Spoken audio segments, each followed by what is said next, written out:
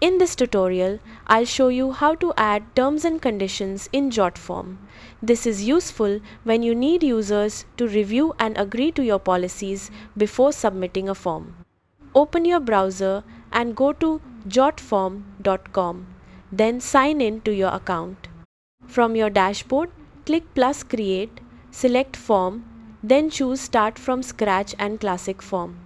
Once you're in the form builder, click add element on the left side.